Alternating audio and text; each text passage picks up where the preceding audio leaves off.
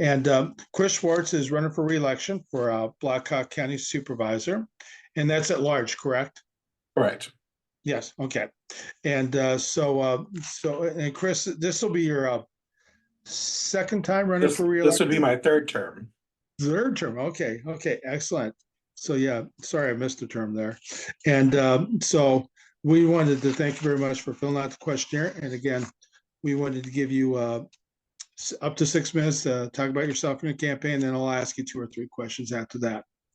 So Chris, the floor is yours. Great. Well, I appreciate the opportunity tonight. I appreciate the past support I've had from the Iowa Unity Coalition and all the support that you give to really great candidates who become great elected officials across the state of Iowa.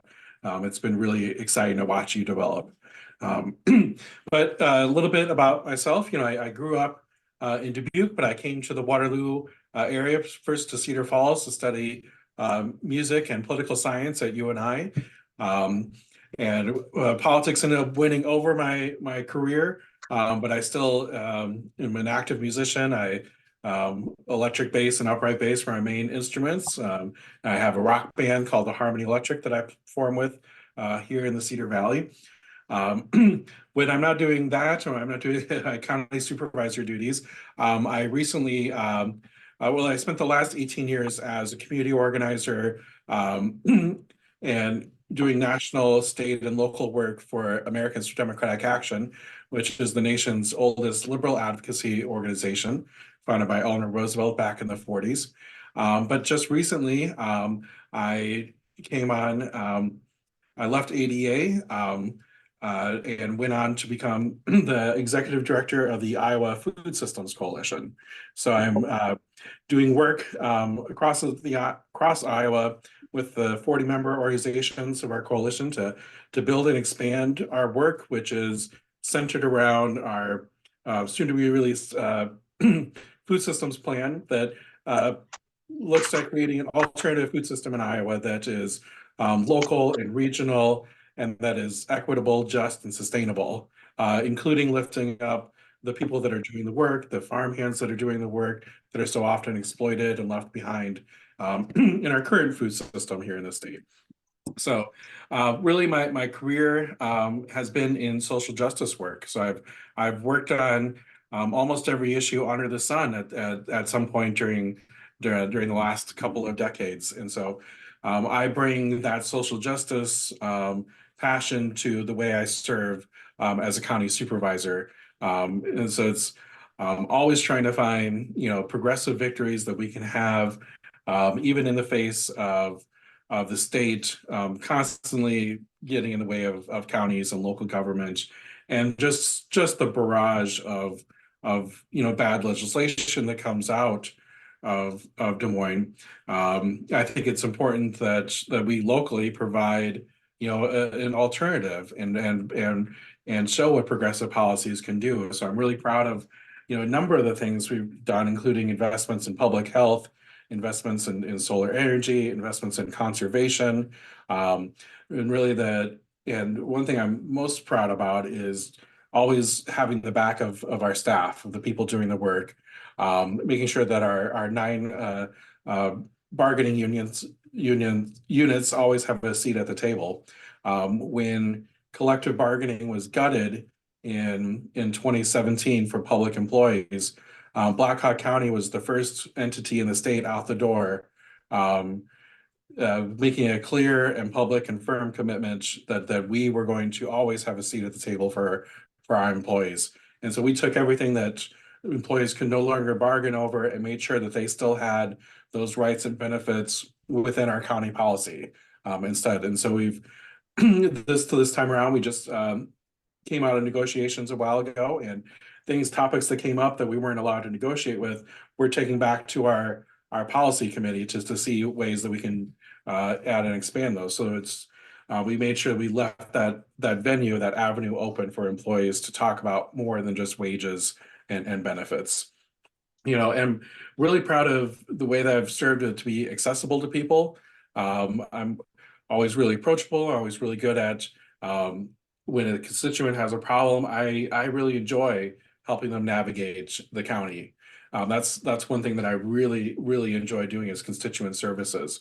And so whether it's someone has a question about their well, or whether it's they've got concerns, especially during the pandemic, it's there's a lot of different aspects the county government touches, and I feel like um, just really have enjoyed serving this way. Another area that I express a lot of leadership in is watershed management. I serve on the Watershed Management Authority of two different watersheds, including the Middle Cedar River and the Upper Cedar River. And that's all about creating communities that are more resilient in the face of our changing climate, to improve both flood resiliency and water quality. And we've done a number of investments and be able to leverage our local actions into really large federal investments that wouldn't have happened if we weren't here on the ground doing the work in these watershed management authorities. And so just really proud of a lot of those accomplishments. And, one thing I'm will highlight is, during the pandemic, I was an uncompromising backer of our public health department, whereas you saw nationwide and across the state, public health employees were being thrown under the bus, and that was the last thing I was going to allow to happen. And so, Chris, you have 30, yes. 30 seconds remaining. All right. Well, I will wrap up there, but I'm just really excited for the opportunity to serve the folks of Blackhawk County in another term. And I promise to continue to do so with accessibility, integrity, and honesty. So I appreciate the opportunity to talk with all of you tonight. Thank you very much, Chris. I have a couple questions. The first question is on page 2 of our questionnaire on gun safety. And the question from us was, what gun safety measures would you put in place locally to protect residents? And I did see you put down like metal detectors, like in your courthouse, also additional security too. And we do appreciate you putting that information in and providing that service there in Blackhawk County. But we also like to find out if there's some additional avenues we can explore. I know it's very difficult in the state of Iowa, especially after these last 4 or 5 years on, additional gun safety measures. But, a couple that have been shared with us over the last year here is like, I know in Polk County, they're offering free gun safety locks. So any citizen of or resident of Polk County can get a free lock for their gun.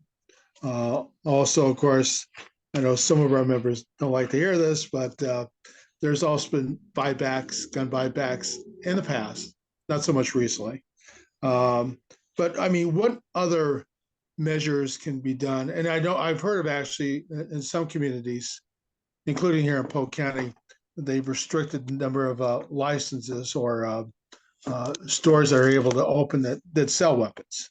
So is there anything else you could think of, or maybe some surrounding communities are doing now for gun safety?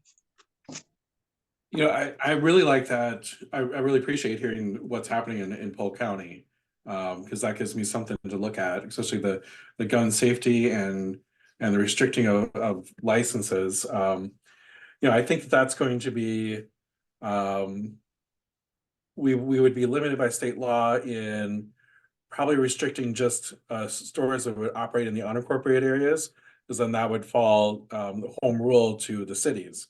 But the state really really did get in our way a lot, because we always banned guns from all of our buildings. And the state legislature now requires that you have full security detail in order to ban, which, to think of that a courthouse should be a place that has guns, or that our public health building that also houses DHS, that guns are something that should be added to that equation is just, mind-blowing to me. So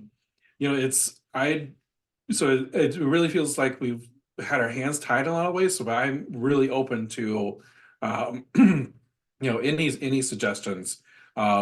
for the most part, criminal justice always falls to the state, so we can't pass like criminal code. But if there's any innovative ideas that people have, I'm very open to that. I've been very active on the activist front on fighting for gun legislation. So if folks have ideas of what more we can do locally, I'm all ears for that. Well, thank you very much, Chris. I have one more question. We still have about 3.5 minutes left. Given the recent changes in voting laws, again, over the last 3 or 4 years here, how can we increase voter participation in our diverse communities? And I know that you stated in your answer that you put the push on for early voting, in-person voting, and you're actually creating larger spaces for early voting in your buildings, like your courthouse. Are there some other initiatives or some other areas to explore that we can also increase voter activity? Yeah, I mean, in my official capacity as a supervisor, I made sure we made those investments to be able to handle large numbers of early voting in the shortened period of time that we have, so that folks aren't arriving at the courthouse and waiting in line for an hour. They're going to be able to get right in and right out, and that's going to be in place for this year's election. The way that I campaign is that I'm always trying to bring more people in, more new voters in. So I'm always identifying, ways to expand the electorate. I put a heavy focus on the diverse neighborhoods of Waterloo, because that's where I live. Too is over on what people call the east side, but it's actually geographically it's the north end. So people that live here know that it's the north end, and we have the North End Arts Festival. But this is where it's where I first ran for city council years ago, and it's where I've lived for the last 15 years, is in these neighborhoods. And so I use like the connections that I've built up with working with neighborhood associations and community leaders and faith leaders that it's all part of my winning coalition.